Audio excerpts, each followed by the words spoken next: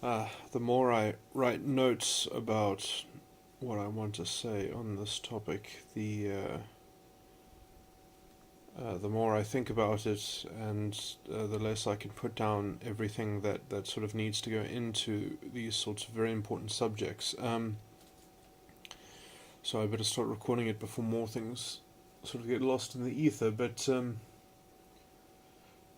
I was watching on Rebel Wisdom. There's this sort of round table of Jordan Greenhall and someone called Akira the Don and the interviewer.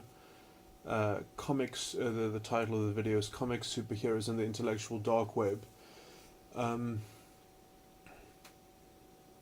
The the topics covered in this video, this 40-minute video, is incredibly important ground. They go through a string of conversational topics, essentially, which is a really good cross section of a whole lot of issues which are very closely related that I'm going to address. I'm going to sort of address all of them because I have a lot of disagreement with a lot of the content, but the thinking on the topics is a really good, at least, point of address, to say that. A lot of the problems that I have are generally what I would call the style of content of Jordan Greenhall. I'm not sure if I ever uploaded any of the videos, any of the recordings that I made, talking about how to frame the substance that Jordan Greenhall is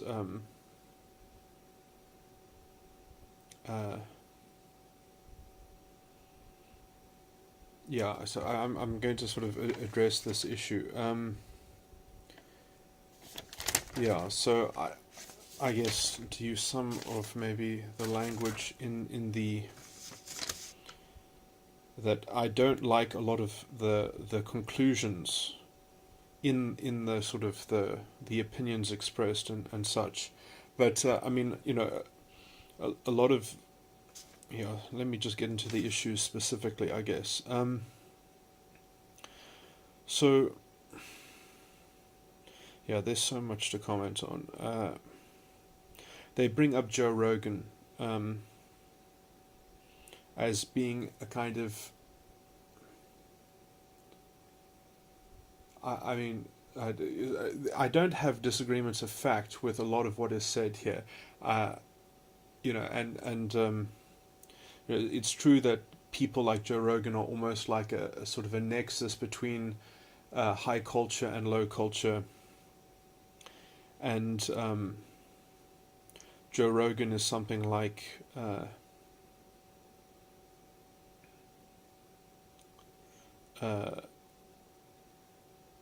very important aspect of the new emergent media.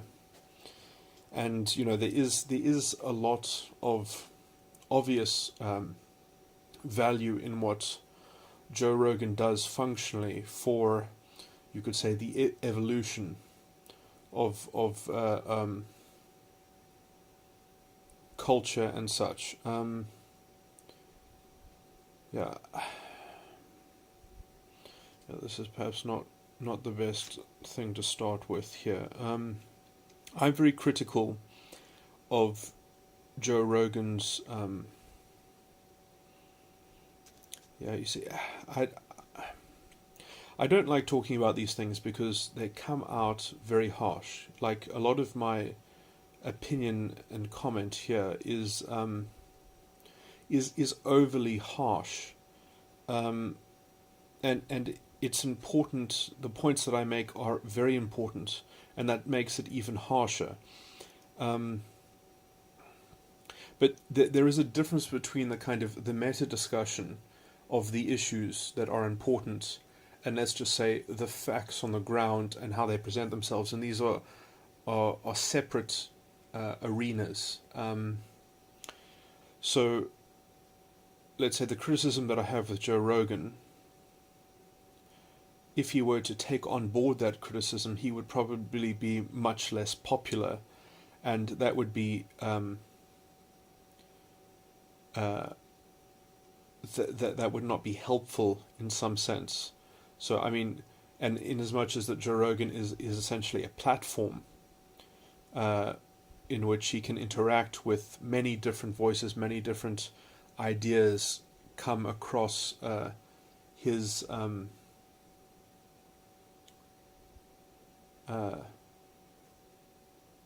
bandwidth of broadcasting, which is quite broad. He reaches many people, so that reach would not be possible. And so, but I mean, in some sense, I think you could make the case that Joe Rogan, in terms of style, is somewhat like what is sometimes referred to as legacy media. That he is almost like the closest thing to legacy media in the new media in some sense. And obviously that has nothing to do with the people that he gives a platform to. It has to do with, I'm just talking about almost him as an individual and his how he assesses things and such. And this really has to do with his temperament, his almost intellectual temperament, personality style and such. And it's not nice talking about these things, because people have different personalities. People are different in terms of how they perceive and judge the world. And it's not nice to talk about their limitations, which are...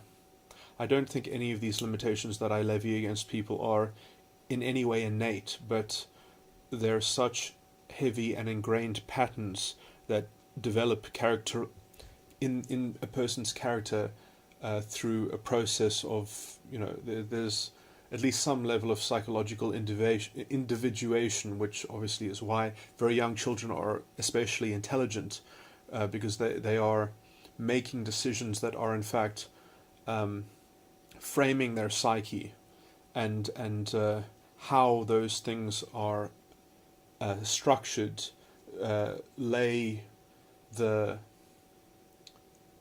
boundaries for future networks of possible decisions and possible judgments and perceptions.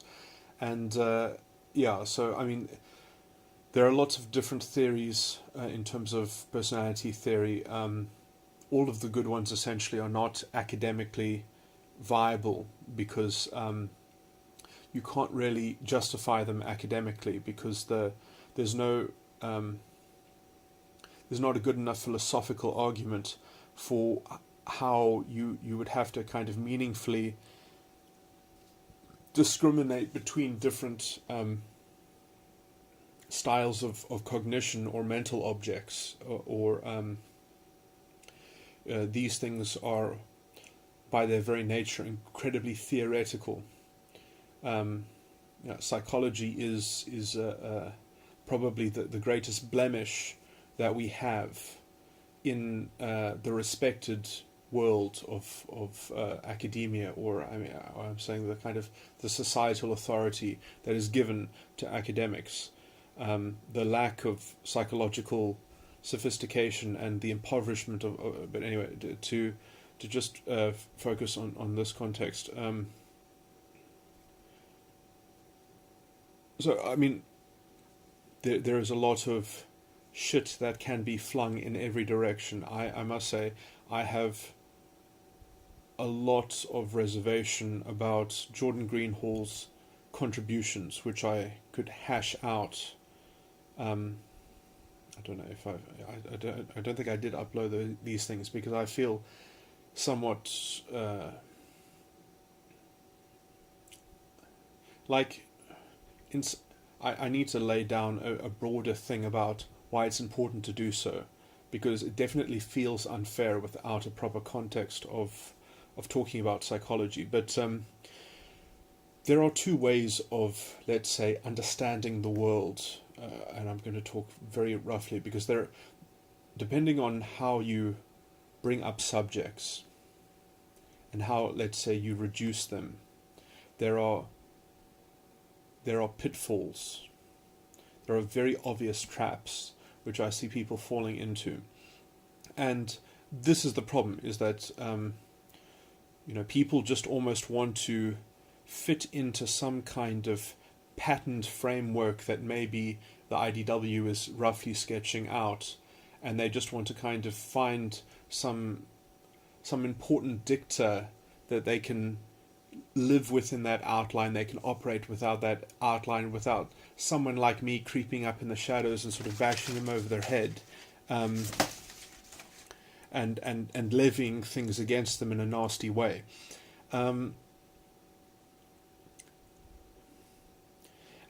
this is a problem: is that if you try to extract dicta like that,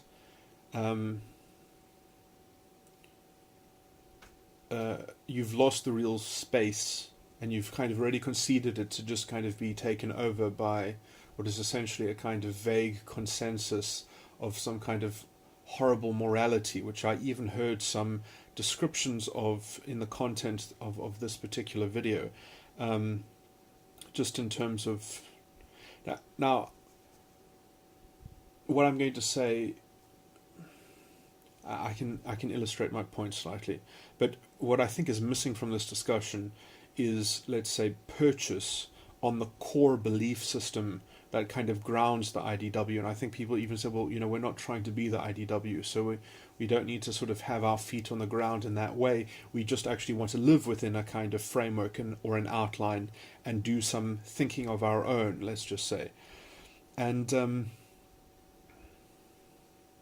a lot of this kind of almost loose consensus, I'm going to say, I think I see it building, basically out of some flaws that I see in the thought of Jordan Greenhall, which are almost stylistic flaws.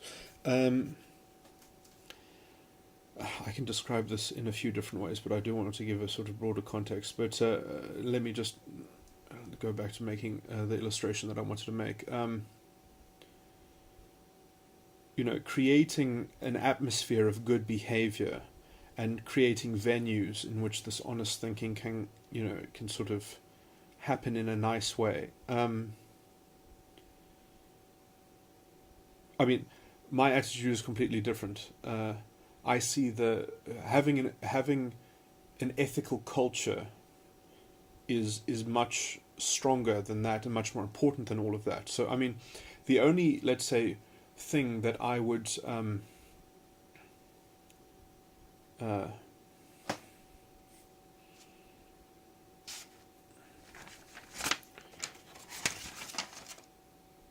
the curatorship of one's content section, something like that. This doesn't really matter because my YouTube channel is practically dead.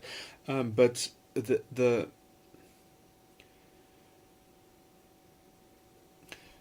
the only thing I would ever consider editing out of content, out of comment sections would be spam.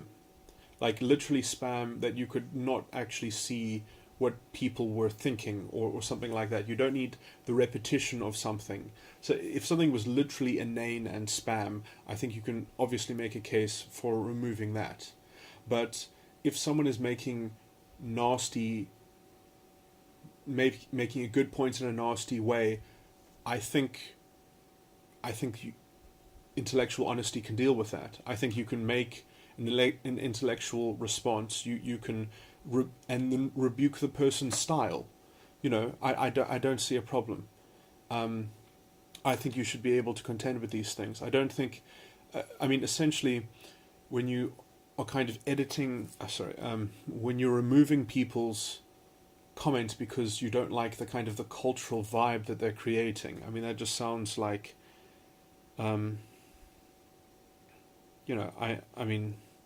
obviously I'm of a different opinion that, that we're trying to promote a culture, and we need to do that by basically creating an atmosphere and someone saying, this is my house or something like that.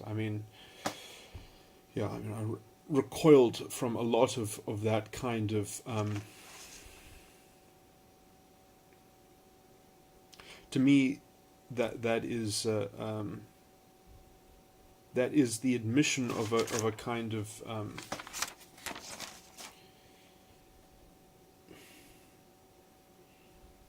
intellectual cowardice, but also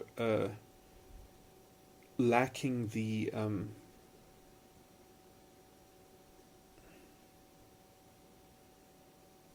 lacking a sort of a good faith in the kind of the mind of the individual. But this is perhaps better exemplified from a completely different example. I would say that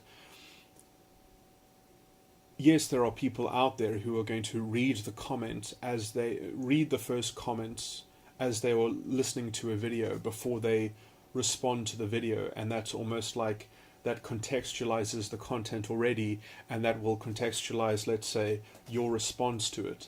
I mean, I might see a comment, but actually very often, but this might also just because of how my screen is set up.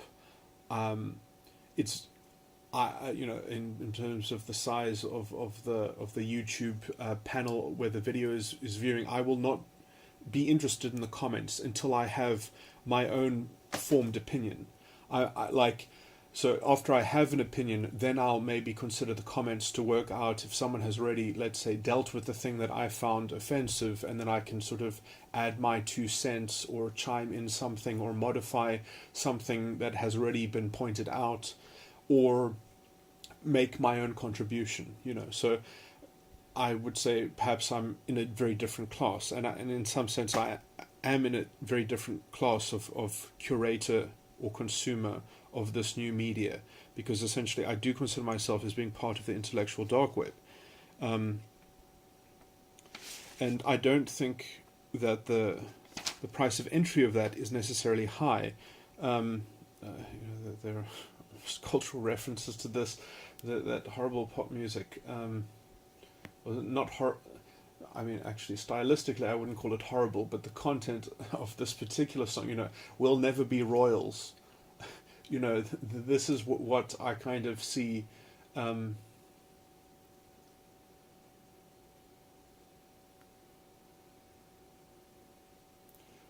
Trying to make a space for that.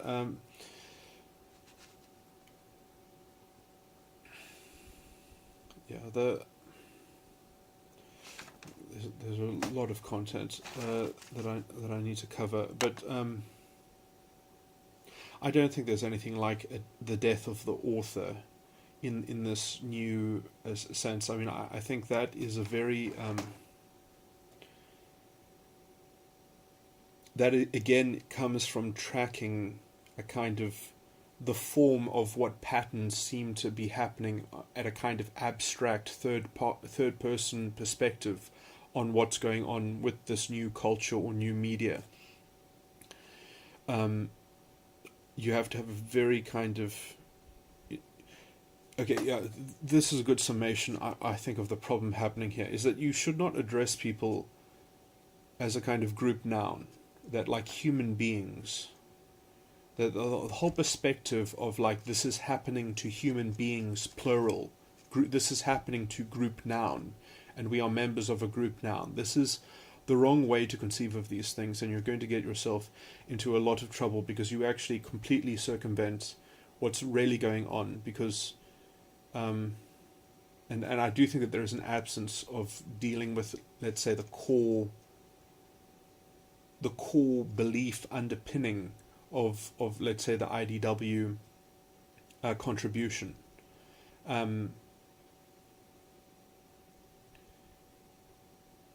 So I mean, saying that like the death of the author or sort of the individual agent, in some sense I would say the individual has greater direct access to the collective features of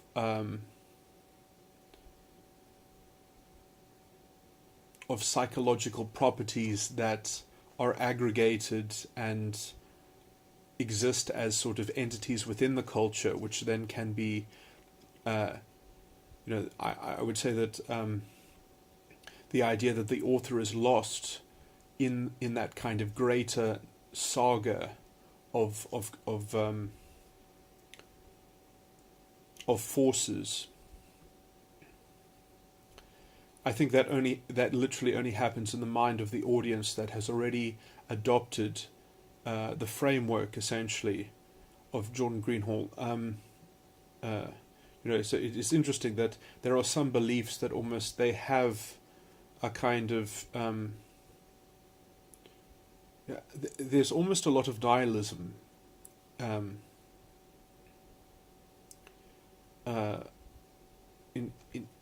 some of this thinking. I don't almost feel like wanting to catalogue the problems, but I mean I've probably made enough insulting remarks that I should probably try to substantiate them fully, so at least they can be seen as more potentially helpful. And this comes to the point as well that if you are interested in cultivating a venue which facilitates good behavior, as it has been morally described, or which has been put as a description of a kind of new morality which is coming out of this new media, that's this evolving ecosystem. That whole notion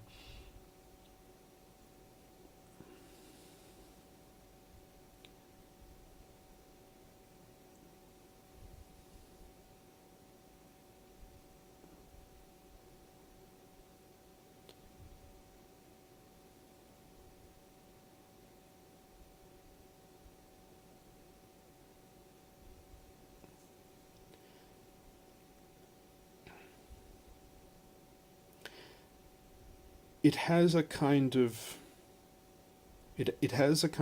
I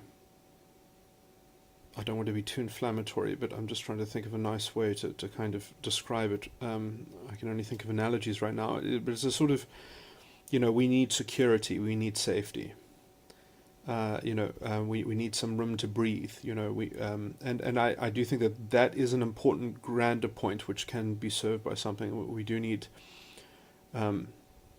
what I would call I don't know if anyone else has used this phrase. I feel like I must have stolen it from someone, but we need slow spaces in which we can get a hold of our own thinking, and that room is important.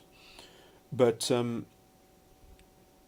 I would say that the price of admission to that is sort of it has to be vulnerability and a kind of intellectual humility, of being able to take on things which are perhaps very devastating, and the idea that you're sort of going to don't be rude in my house.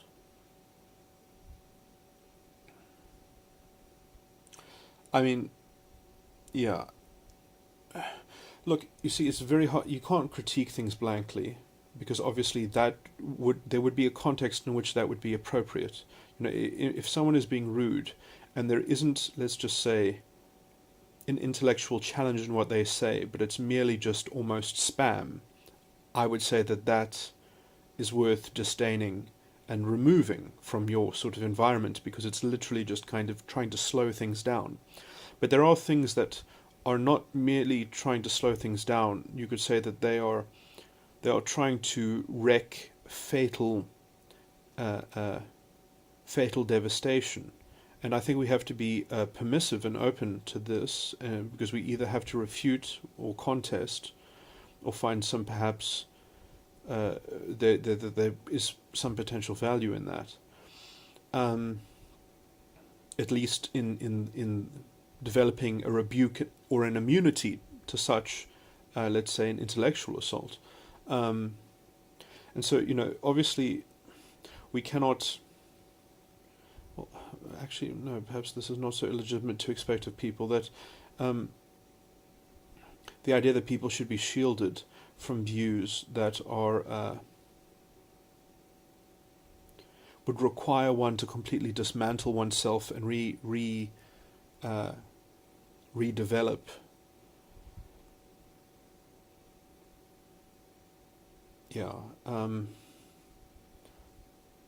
to cut out a whole section of discourse simply because it isn't gratifying to sort of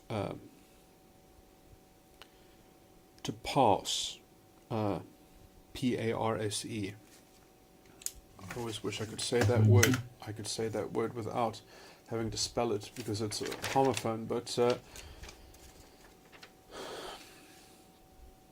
okay, so that's okay. Now I would say that a lot of these things are happening. I need to talk about psychology more in detail. So the thing is that psychology has its own parameters. It has its own, and I mean psychology proper, as in obviously psychology that I refer to in a sense is not popular. I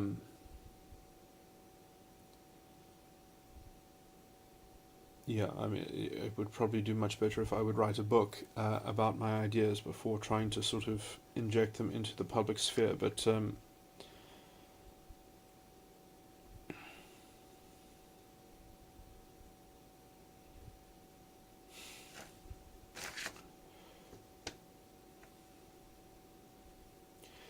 so basically what gives way to death of the author and notions like that is, let's just say, psychological politics in its proper place, and understanding that there is a whole field of psychological politics, and this was perhaps even what was being slightly explored when this conversation was talking about comedy.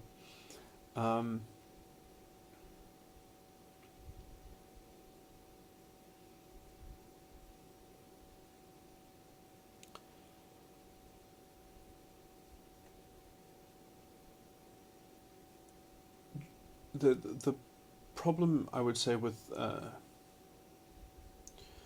to use some language, Jordan Greenhall is presenting fragments of introverted thinking. He is sharing his introverted thinking frameworks. Introverted thinking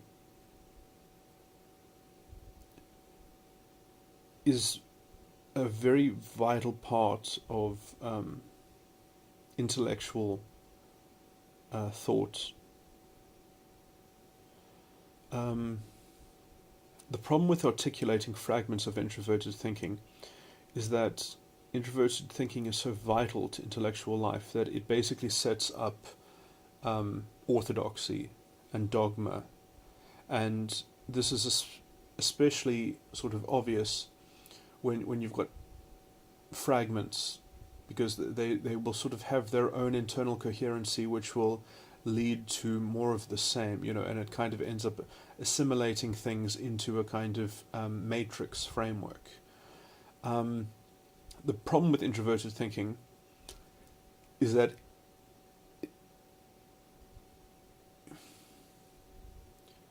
you cannot build it. You have to take it as an entire package. And so unless you have a complete package of introverted thinking, it's pretty much always going to be poison. Now, you have to be able to work with introverted thinking in order to understand something. The problem with introverted thinking is that it will never keep up with context, and so it actually has to have quite a simplistic sort of engine behind it. You have to kind of keep it reduced to something manageable, and you have to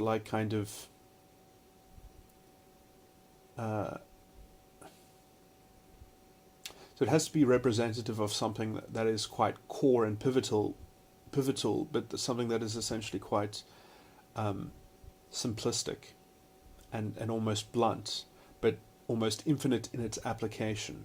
Now, this is the problem, is when you start kind of rendering it into detail, you get these kind of you get what seem to be very useful implements, but if you use them, they kind of have this sort of toxic influence built into them. And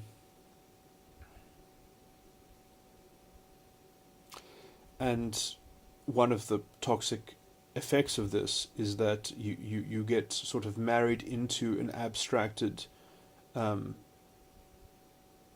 disembodied paradigm where you're kind of looking at reality from the third person, or through the entity of some kind of group, noun, collective human beings, or something like that, and you completely miss out on what I'm going to call the spiritual component. But let me not sound like a crackpot. I'll just cash that out very importantly.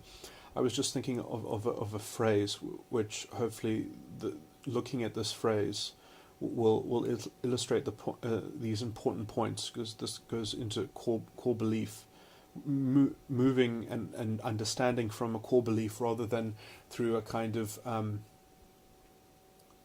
through some kind of aggregated pattern, that you're just kind of trying to mimic the activity that you've seen modeled, and kind of live within some kind of moral domain that you see instantiated within that. Like, narratives are important, but they're important as gateways to, let's say, core belief, almost actualization. Okay, so here's my example. So here's a phrase. Let me just make up this phrase. It's so important for human beings to believe in human beings. Now, depending on the context and the kind of the intellectual context that one puts emphasis on certain things and reads into things with certain common sense, I can find a context in which what I've just said is the worst thing in the world, and what I've just said is a very profound and wise thing. Now, let me just contrast those views to try and make this point. It's a shame that human beings don't believe in human beings. So the idea of human beings believing in human beings. Now,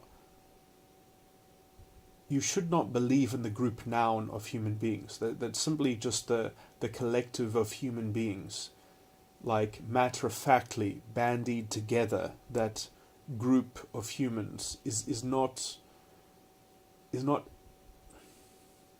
That's not going to have some kind of magic that it's going to be able to kind of almost, the idolatry of a group of humans is not significant, and it in fact entails no deep or profound promise on anything. It cannot. But to say that it's important for human beings to believe in human beings, the idea that the thing within human beings is what needs to be believed in, like the thing that, let's say, can be in human beings. The space within human beings needs to be believed in. That is certainly true, and that is, you could say that is quite hidden in the phrase. The only problem with the world is that human beings don't believe in human beings.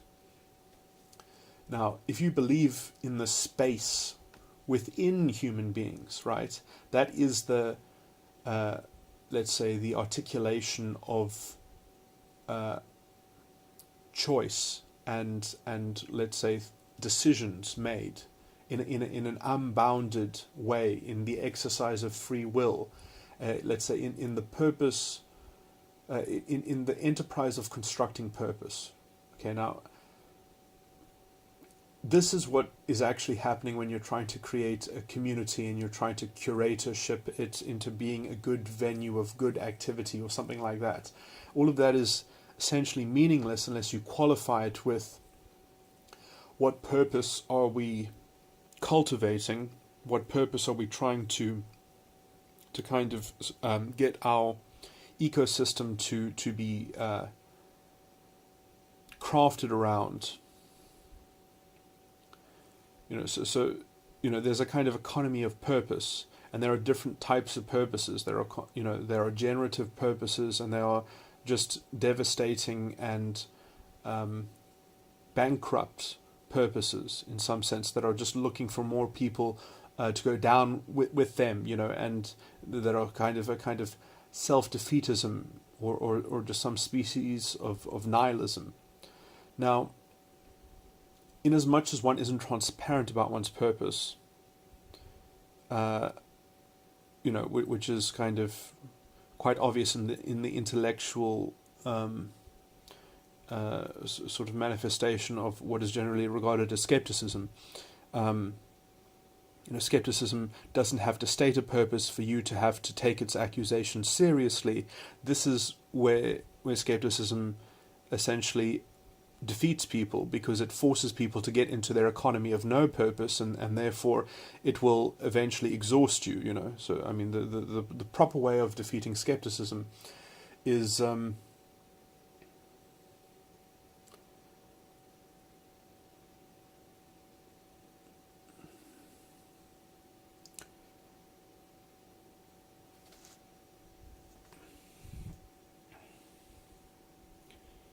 attacking it for not having a purpose. Is for making a positive claim against it. Now, when you've that's quite an intellectual point, let's just say, or an abstract philosophical point. But when you've got that under your belt, then you're not so worried about, let's say, being ravaged by trolls or something like that. And I mean, I believe intellectually I'm quite robust, that I don't have any real problems dealing with anyone. And sometimes I will be angry at trolls, and I will express genuine anger at them, and they will take this as a technical victory on their part, because they have gotten me to react. And in as much as they have not expressed their true intellectual position, let's just say, perhaps they were just doing it purely to sort of simulate an intellectual exchange, to kind of help produce a reaction. But I would say, in as much as it's done by very young people that do this, it's one way for them to interrogate the state of intellectualism in the world, or to come across something. I mean, it's one way to search, in some sense. And in as much as I actually come up with a good piece of almost intellectual technology that I can showcase, and some of that is inverted on the troll that is, let's say, not expressing any of their genuine value, but literally just looking for how much feels they can kind of get from the ether. Usually that kind of trolling, or I like to think I have a sixth sense about these things, that, I mean, when people are being incredibly low energy, I rebuke them, but I'm quite dismissive in my rebuke. I don't really put a lot of energy into it.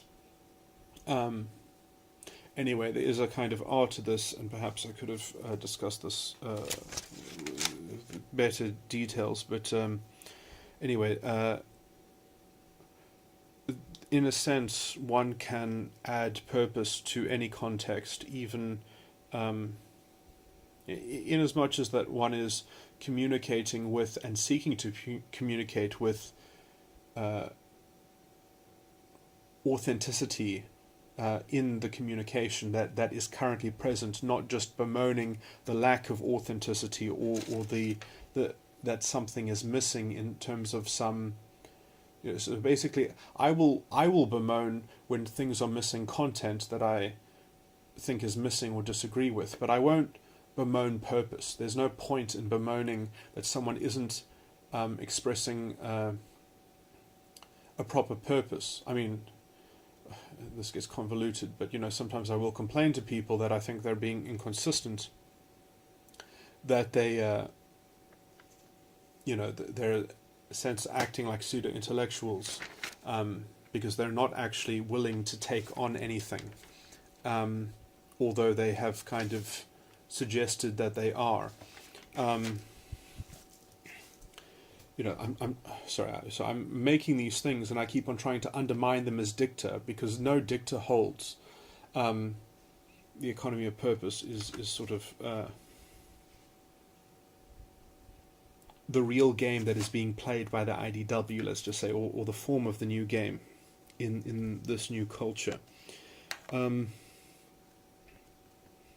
I think that we must be quite susceptible and vulnerable to content.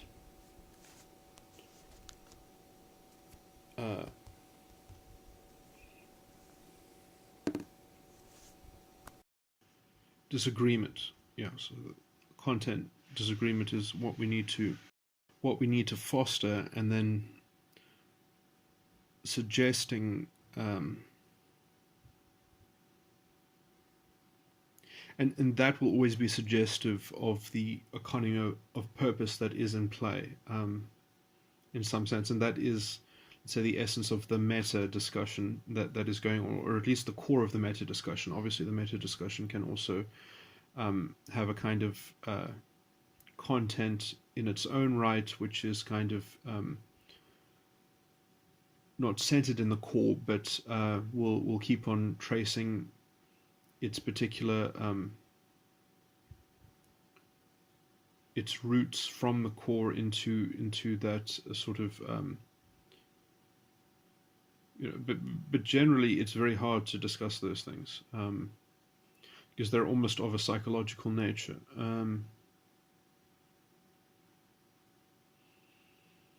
So I mean, I don't like really bringing some of my contribution to bear, because it is much like character assassination, sadly, and you can't really get away with that. So I would say the problem with Joe Rogan, and I know that he was sort of being discussed as a kind of cultural fact, but that he has this kind of Joe Rogan also has he's primarily what I would call an introverted censor, and he has I would say almost a relationship with introverted thinking, although his introverted thinking, in essence, he kind of group sources that. He gets that from his network of his, of the people he knows, the things he understands, the things he's kind of experienced. He extrapolates this kind of introverted thinking. And so he's almost like his own Overton window. And I mean, that's the problem that I have with him, is that he's sort of you can't really put novel things to him and he's going to like judge them based on first principles. He doesn't think that way, and it's not really his fault in some sense. That's the character of his personality style.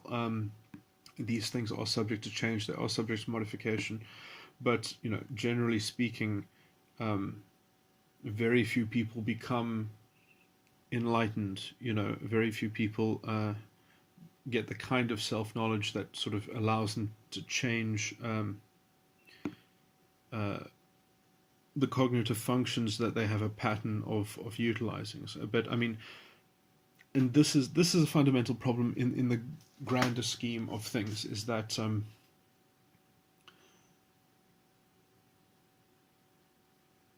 there is almost a fundamental problem in that the IDW you cannot just extract a kind of short list or a framework or an outline. You have to kind of understand it. Like you have to kind of own it completely. You can't just kind of work within its outline, and create a kind of a new culture that sort of looks like that. It's not going to fly. And different people have, let's say, different structural limitations. So I mean, the reason why, let's say, the IDW are better at it or something like that. I mean, talking about these issues is somewhat complicated for me, but let me just say that at the very least, these people have been worked on, and they have worked on themselves, and they have made hard choices in terms of their own internal schema, and they have sacrificed. It is something like the Christ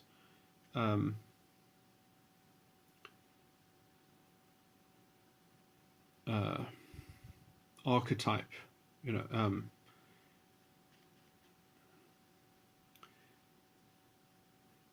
and this process is described in the Christian scripture, but sort of to break bread is to break down your understanding and to eat it, and to break bread with somebody else.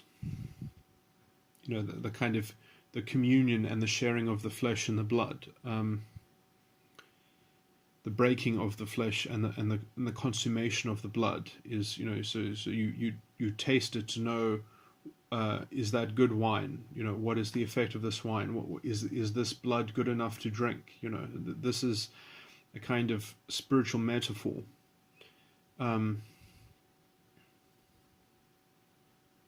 How does this blood operate in somebody else's life? If this blood is nourishing somebody else's soul, how well does it function in that other soul? How well does it work in another body? There's a kind of there's a universal ethics sort of built into this, and when you get into nuanced issues and discerning those issues, it gets, generally it can get very nasty, especially if it's not done in the right context. As I said, it requires a lot of vulnerability. To use another spiritual metaphor, it requires to be naked. I'm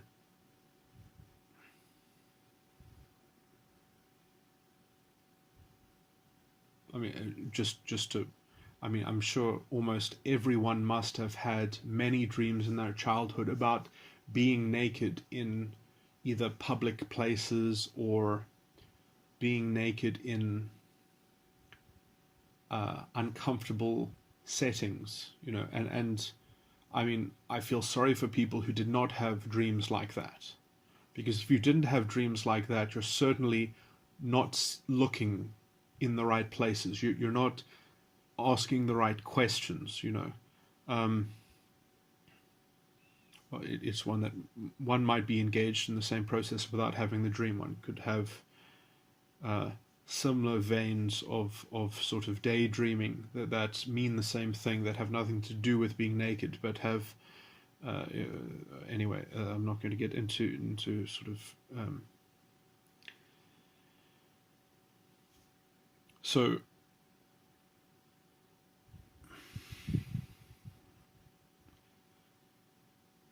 There is a problem of specialized knowledge in this sense, in that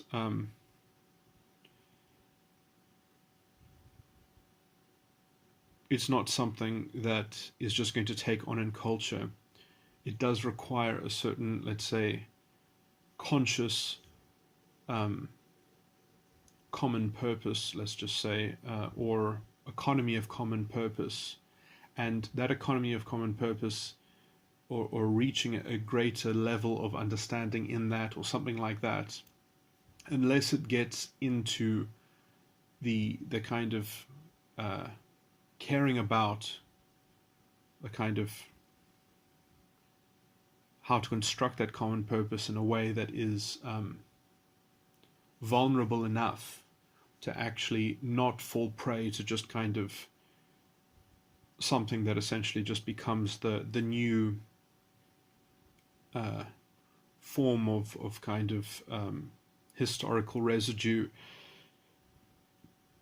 which infects a sort of brain dead generation, or something like that, or is sort of, it meant something to the people who were innovating the culture at that time, but because it was not translated throughout the culture in an authentic enough way, because it was ripped off, because it was sort of counterfeited well enough, that essentially that becomes the kind of the new shell, that sort of just passes these kind of superficial tests in terms of consistency, and sort of those patterns of consistency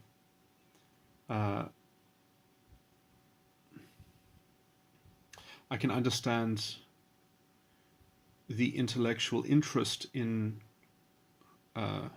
looking for those, but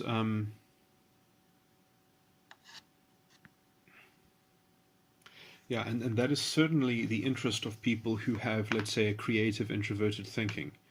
And I'm using creative in the sense of the secondary function in the Myers-Briggs personality matrix, which is not a not a personality matrix that I actually personally believe in, but it's a good enough approximation, and I'm certainly don't have the space to get into my personality theory, which is sort of not known and unpublished and without a platform. But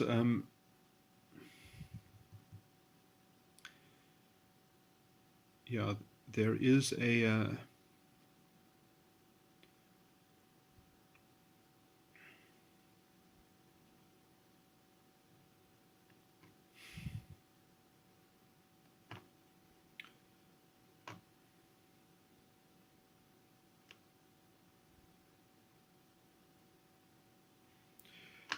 I would say that the let me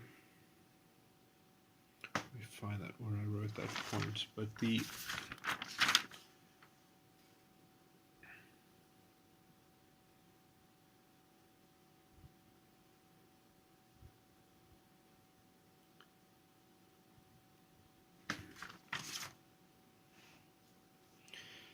yeah, so the whole superhero analogy,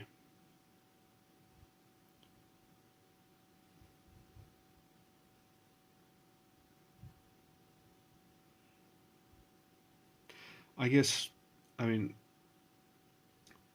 the problem with his exploration, I guess, is that each superhero must have an origin story, must have a sufficient and necessary origin story. And although there are certainly those will vary as the heroes themselves vary, and they all seem to, if they're all in the class of superhero at the end of the day, and they all have various different powers, that's all fine, and they all have various different degrees of acclaim or purview in terms of the types of matters that they contend themselves with. That also is all fine. But I think what is being overlooked in this analogy, in terms of this conversation, is the origin story and the kind of the faithfulness of the origin story. And that, let's just say, the all of the superheroes are on the knife's edge of their, let's say, their own character development in terms of why they are where they are, where they are. They know why they are there. And that cannot be formulaically derived and modeled and mimicked. Yeah. And I do think that there is the kind of the core belief thinking is sort of missing from this discussion. And sadly, when I raise these points, it has to come up at, let's say, at the expense of Joe Rogan, because I do think that I wonder even if Joe Rogan would even be able to receive a lot of almost these IDW guests unless there was actually this criticism, or it's not this critique. Let me rather say critique rather than criticism, is I don't mean it to be critical, but I think it's important to get it, that even what's his name, Rubin. I always get his first name wrong. Is it Paul Rubin? I don't know why I keep forgetting his name. But Rubin of the Rubin Report, I think even he potentially would not have moved over from his liberal echo chamber unless there was a certain scale of what was going on in the greater society, unless there was a kind of, if this was just one glitch in the matrix, I don't know if he would have actually kind of recognized it, because except that there were these many things happening, and I think Joe Rogan is such almost a repository of a kind of collective experience of what he sees as a kind of, like he doesn't construe facts for himself. I have to contextualize this properly. Like, he would not be the first person to make a claim of fact. He sort of gets his standards and even principles in a kind of crowd-sourced way.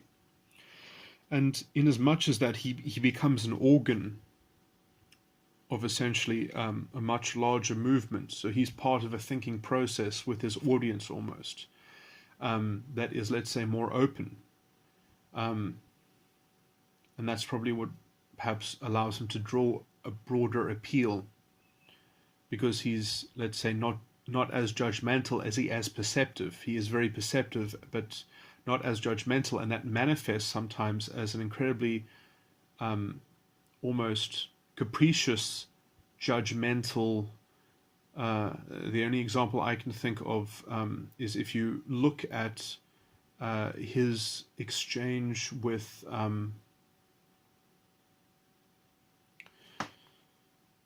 Milo Yiannopoulos. If you sort of take a very minute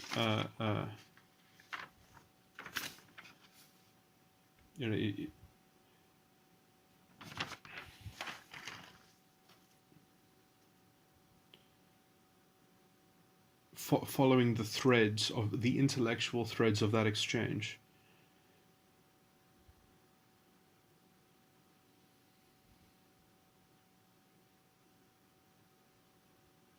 And the kind of the character of the substance that is being traded in that exchange, or being offered and counter-offered.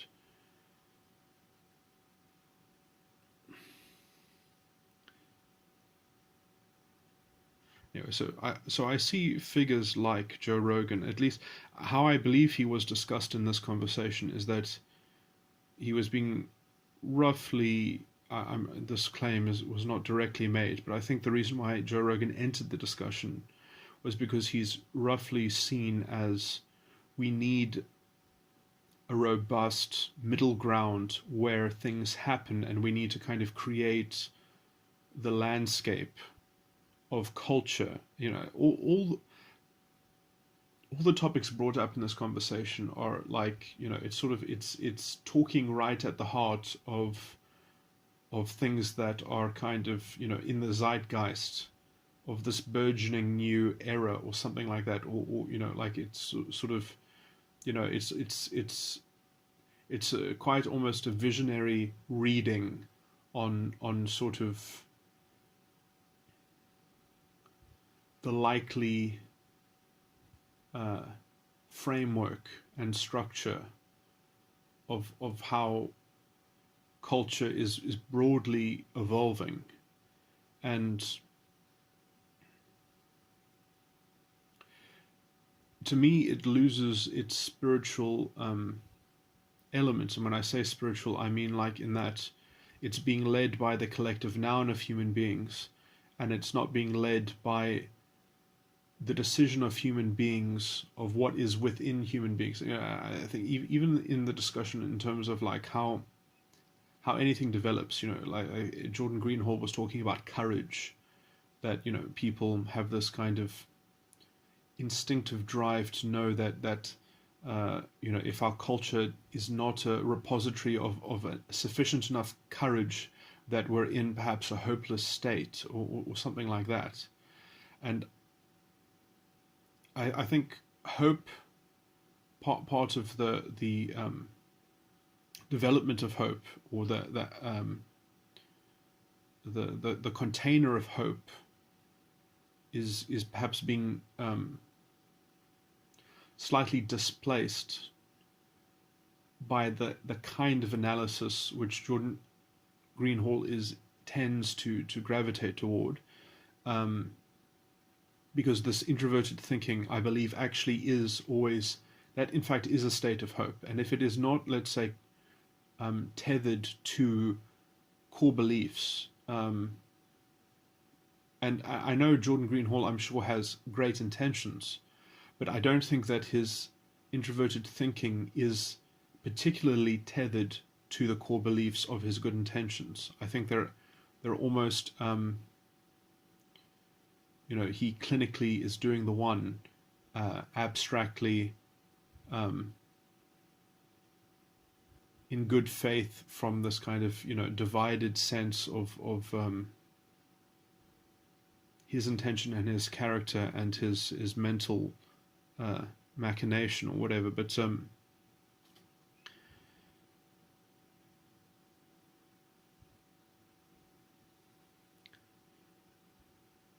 that courage is not just the kind of social good and phenomena that is impacting human beings' collective noun, but it's collecting the collective consciousness and the collective unconsciousness. To use Jungian phrases, but that if one is even more discerning about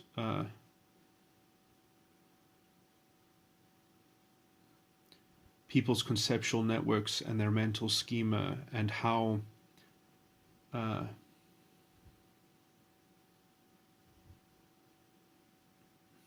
this is the problem that I have with specialized knowledge, is that I'm, let's say, speaking from a kind of a very specialized perspective, and this allows me to ground my core beliefs, because I believe that I can discern what's going on in a situation. I can come to my own formed opinion. I don't have to read the comment section first and then contribute.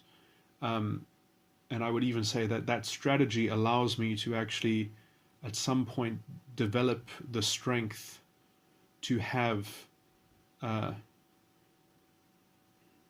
robust enough schema to have my own voice. And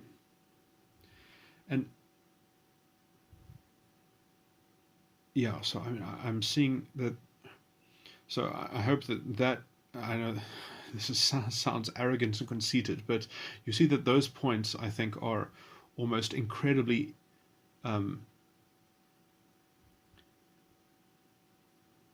central to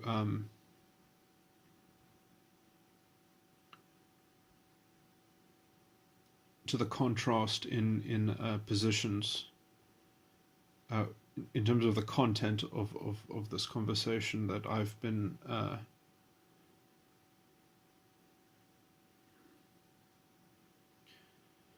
responding to and commenting on.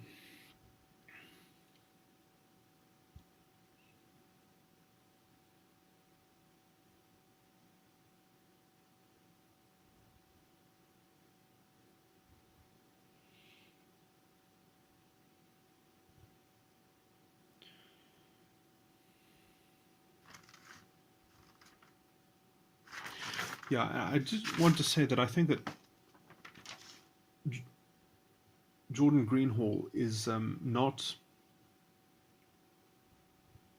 he's not someone that should be ignored intellectually. I think that, well, even my comment on him now, if it at least stands in the minds of anyone listening to this, I think it has value in that sense, that understanding these sorts of pitfalls are important in general, but also that there is some intellectual value that can be kind of extracted from rebuking this, and I mean this in not just generally, but also in particular, in as much as that you can eventually tether up those systems, those relics of introverted thinking. You can kind of systematize them into a kind of ideological. You have to kind of find some kind of holistic framework.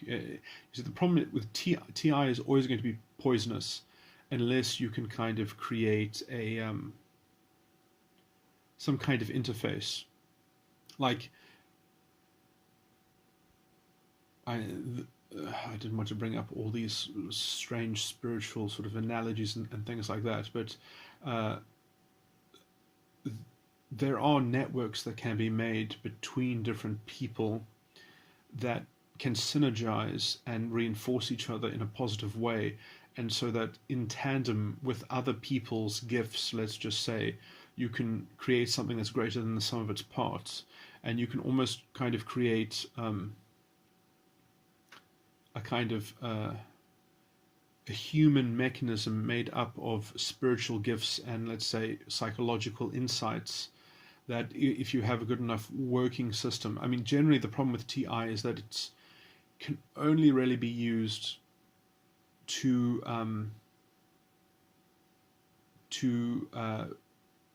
fix problems. It cannot be used sort of to and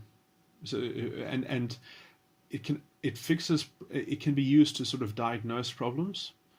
Perhaps I must try to be very precise, otherwise I'm going to mislead people. It doesn't fix the problems, but it can diagnose problems.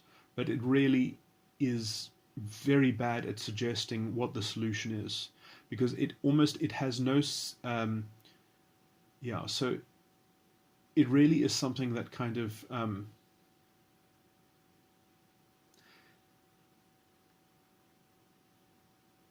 so generally, even the times in which I've used TI is when TI fragmented TI will put holes in something, then you actually don't throw it away, the thing with holes in it. You use those holes as a way for it to kind of puzzle piece into something else, but TI will tell you nothing about what to puzzle piece it with. That requires a kind of a leap of something else. And the cohesion between those puzzle things essentially will never be intellectually justified. It will only ever be kind of pragmatically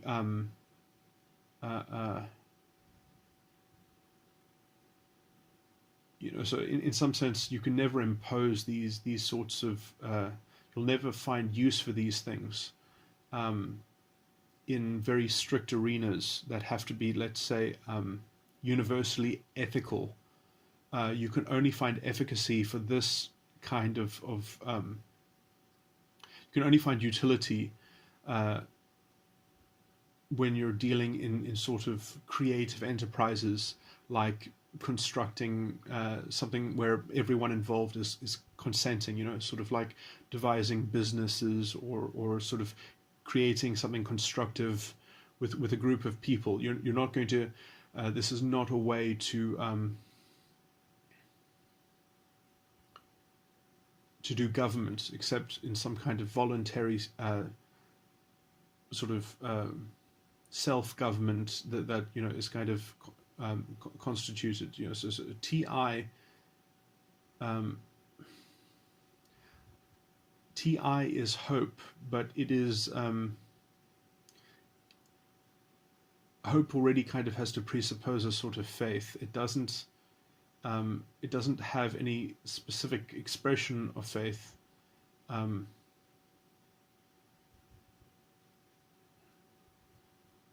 The context of the hope will give you the character of the faith attached to it. This is getting so tangential. As I said, the problem with TI is that it is useful, but it's only useful if you have it in a complete holistic sort of ironclad thing, and you can't really do that in intellectualism. Well, I mean, you can, but then your expressions won't be in the form of TI. They're going to be in an array of things. So I mean, Jordan Greenhall would have to become a very different sort of intellectual, I guess, for him to take on board the things that I have said. And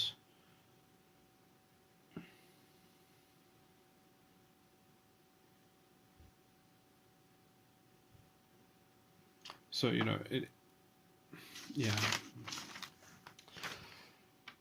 this is why this is why character assassination is not desirable. I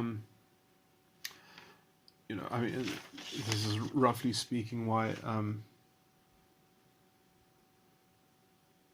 people don't bother, sort of attacking atheists for their atheism, because it's just sort of it's such a kind of, well, I mean, the intellectual sort of esoteric crowd, why they, who let's say are generally intellectually the ones that are more intelligent than the atheists, why they don't bother.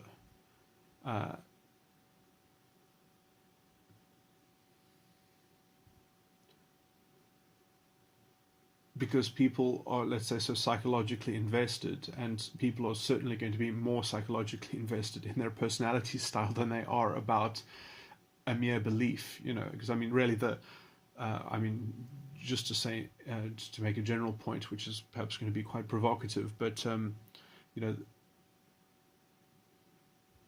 let's say the spirit of man, or Satan, or whatever you want to call it, the beast, and the loving the world, and the God of the world, and loving, the temporal things, that these are baked into the personality style on the level of a kind of psychological ideology. And that is where Satan lives, let's just say. Whether or not you say bad things about what you label Satan or the spirit of man, or whatever if you don't actually have an understanding that links to the psychological paradigm, it's somewhat meaningless. And so even if someone is a atheist, or professes to believe in God, it doesn't really matter on the psychological level. The question is, do they believe in fatalism? Do they believe in determinism? Do they believe that they live in a kind of magical matrix? And it's probably better if I don't make these broad general statements, because I don't want to sort of invoke frighten people. But there really is no difference in denying free will and believing in fatalism and determinism. If you believe in the pagan sky father that Christopher Hitchens spoke out against, if you believe in a celestial North Korea, it really doesn't matter if you say you believe in God or not. You essentially are a pagan at that point. A lot of pagan. There are a lot of different species of a lot of different beliefs in terms of how people self-identify. But the real question is, do you believe that the spirit? Do you believe that the economy of purpose that you're engaged in, that is the highest level of action? You either believe in that or you don't. You believe that you are subject to time, to determinism, or the time of the soul, fatalism. If your soul is controlled by an external force and it's not controlled by your economy of purpose, what does it mean to love your brother if you believe in fatalism? It degrades everything. When you degrade the economy of purpose, then your purpose essentially is as cheap as whatever economy is sort of governing it. And so if you have an economy of fatalism or an economy of determinism, that is your God at the end of the day. Then determinism is your God. So it doesn't matter if you say that you're an atheist, if you believe essentially that time is the ruler of all things. So essentially time is your authority. Or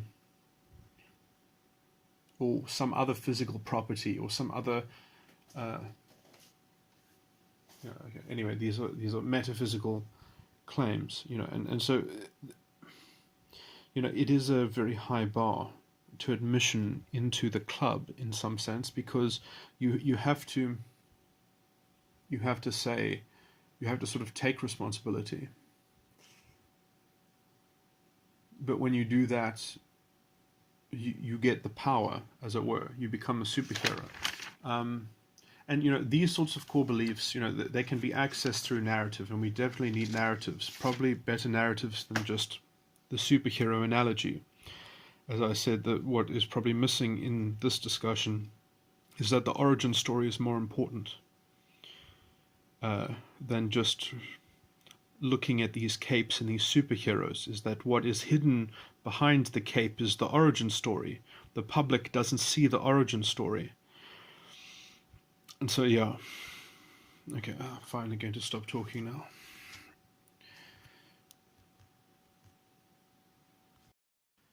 I just want to quickly go back and fill in on at least one point. When I was describing Joe Rogan, I never made a good enough description about at least the this is because I was roughly trying to recollect something that I had said in a conversation to somebody else, but I'll just fill in that detail now. The problem that I see with Joe Rogan's intellectualism essentially is that his tact in dealing with the topic or dealing with someone's opinion or what someone says is almost not a kind of universal test that he applies. How he sort of deals with things, or the merit of someone's ideas, is not on a first principles basis. It's more on the basis of if he already agrees with you or not. And so there's a kind of, at least in terms of his intellectualism, what seems to be a kind of a very almost capricious treatment.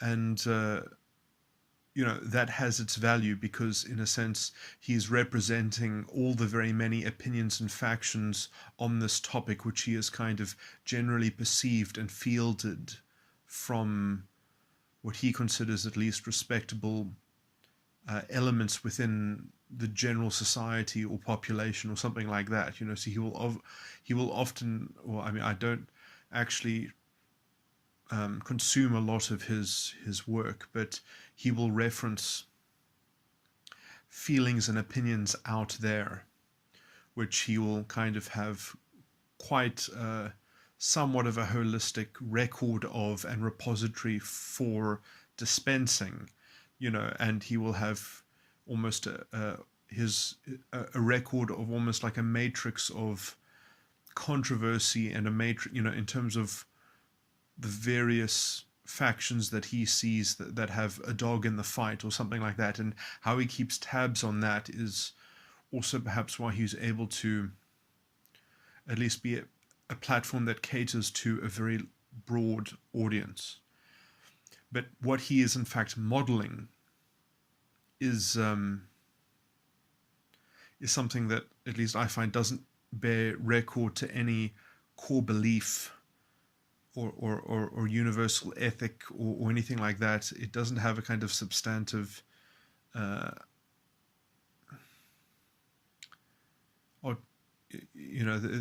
and as I say, that comes through very clearly in his articulation and treatment, almost just of ideas themselves. And so he's sort of stuck being some kind of pundit, and you have to hope that he's being corralled enough by, let's say, the collective experience in which he is situated, or in which he does obviously situate himself, but he gets kind of sort of he's sort of just in the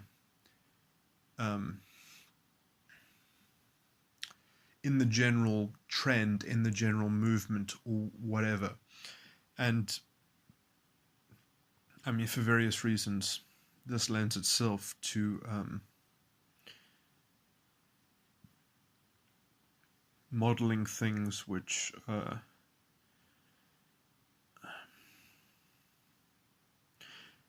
I've made, in my own mind at least, I've made probably in recordings that I've made that I have not uploaded, there are comedians especially have this when they are, let's say, somewhat offering social commentary and or political analysis. Um, I mean, not all.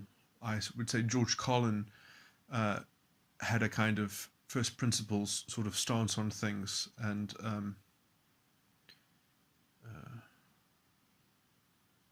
is it Bill Hicks? I'm so bad with names. Um,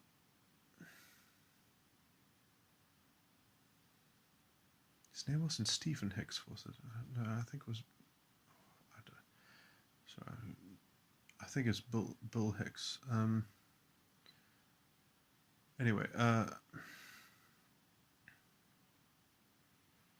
I mean, not that their body of work sort of has a large amount of social commentary, so, but at least I can imagine these are people that would be particular in their defense of their points of view, let's just say.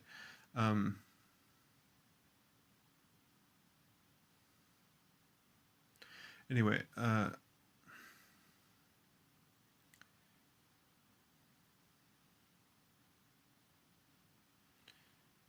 let me tie this into the thesis, the general thesis that I was making, is that it is problematic, therefore, that some people have personality styles that are less capable of exuding a kind of independent or uncompromised stance, and that is somewhat more susceptible. It is unfortunate that, in a sense, for some people as they are, in terms of, I would say, the development of their personality or false ego, or whatever language you want to use, that they have not yet created enough self-knowledge, let's just say, to be aware of certain things and try to sort of I was trying to sketch out in the main recording that I made that this is an addendum to that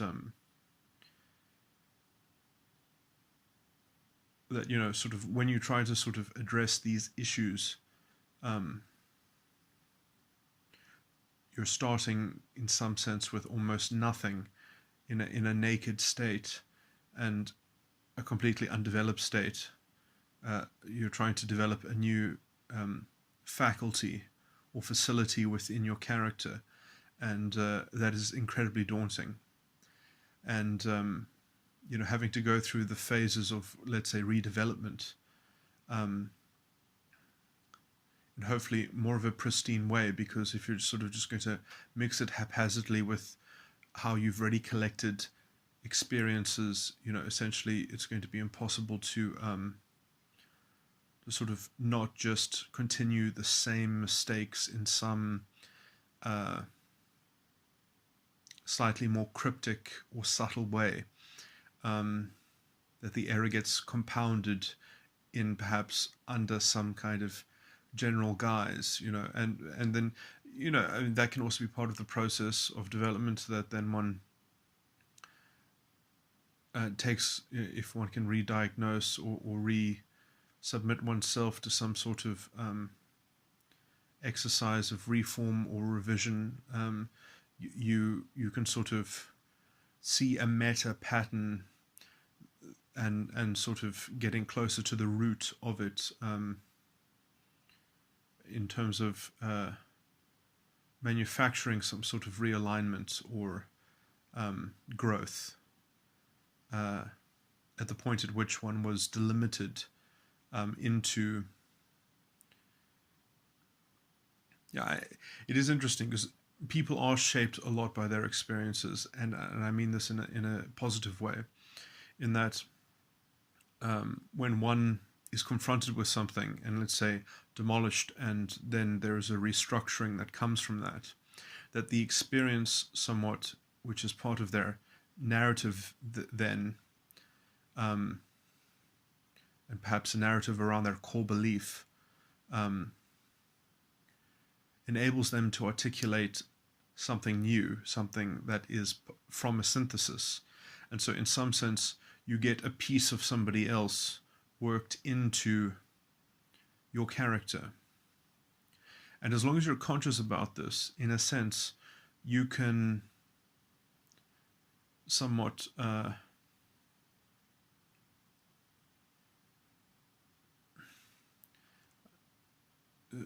in this sense, there is a kind of constant communication between different people, that you can almost use the strengths of others. And I want to use a word, it's something like emulation, but I mean that almost in the kind of, in the technological sense of that you're emulating a different platform with the hardware that you have. And when you are consciously emulating, you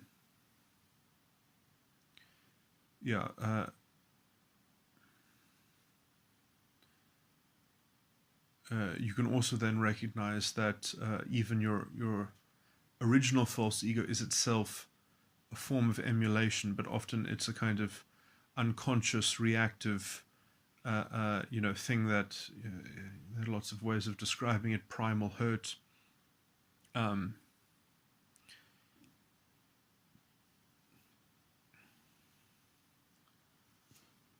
I remember what that book was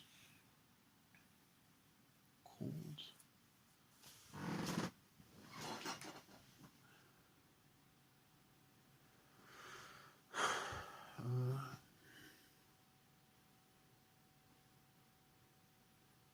No, I'm not going to be able to find it. Anyway,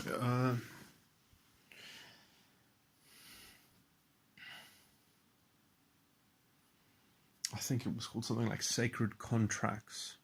It has it has some kind of theory of primal hurt in it. I didn't read the book, but I did.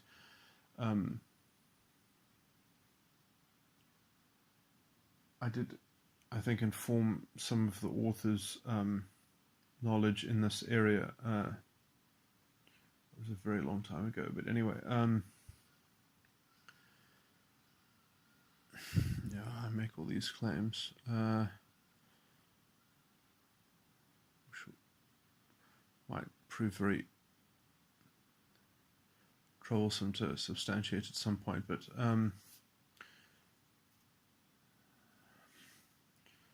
what else can be said about this is that this does get somewhat more convoluted in that there's an element of psychological politics in culture always, in some sense. And I think until the general culture until there's enough general knowledge about this activity that's going on in culture and this level of deconstructing culture into this level of awareness and understanding, and the consciousness of psychological politics, until we have that, there's going to be no bulwark against essentially just I would say the most important part of culture, as it were, is that there are certain elements which have, let's say, always been unconscious. That I would like to say that generally the plutocratic element within culture has always been served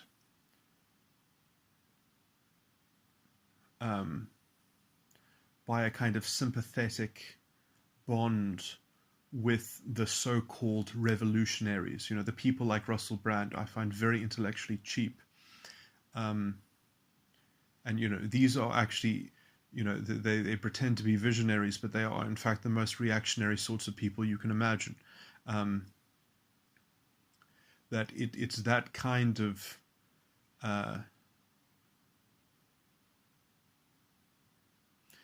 I think the interview with Russell Brand and Candace Owens, I almost just wish I could sort of just pause that exchange and interject with a whole slew of critiques against Russell Brand's just mindlessness, essentially, and the elaboration of the points that Candace Owens was making, which could be elaborated into incredibly robust and broad rebukes against, again, the kind of the fascistic mentality, which is really at the core of Russell Brand's wishful, visionary conflation of politics and morality. And the kind of the inherent limitations that he just kind of wishes away, which can only really be done when you have a kind of cohesive force binding your political vision together, which usually just is this, it's just the rich, or it's just the powerful, or, we just need to gang up against the evil people, and that will keep us safe, as if you can just basically blame everything on the fact that we have this plutocracy, when in fact the plutocracy is in the ideology of people's inability, essentially, to, the same thing that is why we don't already have nice things, essentially, is because people are unable to manifest them already. There's nothing stopping you, essentially, from, why does your government need to fix things for you?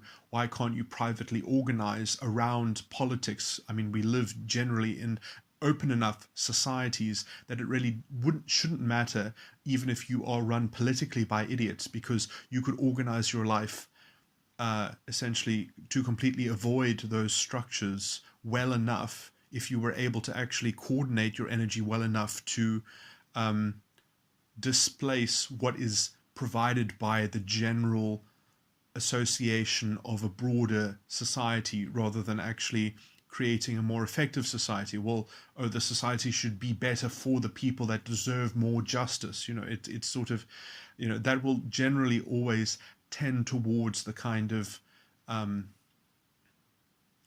creep of fascistic ideological, and I mean that, in the context of social justice, because you have to understand the Nazi philosophy was really obsessed with social justice at its core. This is, that was their proto-fascist ideology, which basically infected all of Europe and America. People forget that how popular Hitler was before the war.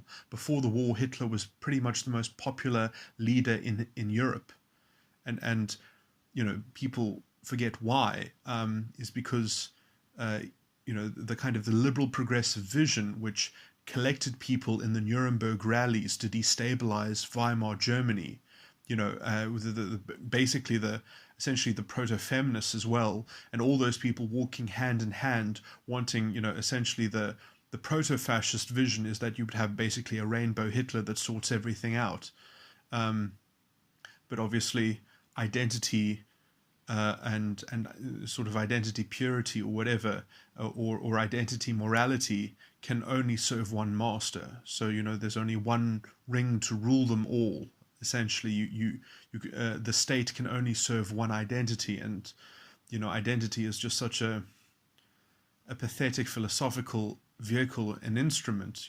Yes, you can fix everything according to one identity, but you're going to have to fudge everything into making the narrative work for that identity, and therefore you have to have this very stark and caricature of reality serving that ideological spiral, because it essentially is unsustainable, and it creates a hyperrealism. And we have this happening on a large level in terms of culture. The whole feminist thing is pretty much just is sad. Even trolling and things like that, although everything within its context can be fine. The whole one of the things that made trolling attractive at the start was that it was a way to undermine the kind of brainlessness by basically copying the brainlessness of certain ideologues, essentially, because there is almost so much race baiting and trolling based into identity politics and that sort of activism and that sort of thinking. And so it's sort of like you beat them by joining them and being stupid. You kind of somewhat exemplify the error of that sort of particular slant of political lens, and so in some sense I do think trolling has still a function in that way, because it sort of dilutes the efficacy of the kind of fascistic tactic in terms of culture. It dilutes the cultural fascism, which is, but sadly that doesn't ever go away until you sort of confront it head on and you name it at its core. And sadly, I think that if we just try to fall into some kind of dicta and outline of the cultural space that the intellectual dark web provides, that's not going to be good enough to save us from it. And the core beliefs and the ethical ethos, and getting that right will be the only bulwark, will be the only safety, in fact. And this is the problem that I have with someone like Joe Rogan, is that he essentially is sort of nihilistic on this point. It's sort of beyond him. He's somewhat, at least he's fairly intellectually honest about that, in terms of how, he's at least articulates his assessment of it in a way where he's not, oh, I'm on this team or I'm on that team. He says, where he would prefer that one side to win, but he doesn't, pretend to be part of it. So I think, he's very honest in terms of, or transparent in terms of where he's at, and that, I think, he's not a bad actor, but yeah, my point is simply that he isn't, not being a bad actor is sort of helpful in the general context, because it gives the room for good actors as well, and he has certainly been a helpful platform for people. As I said, factually, he is a very positive trend within the general culture, but there's a difference between the meta discussion and let's say the factual discussion. And so, yeah, I'm just trying to delineate these things.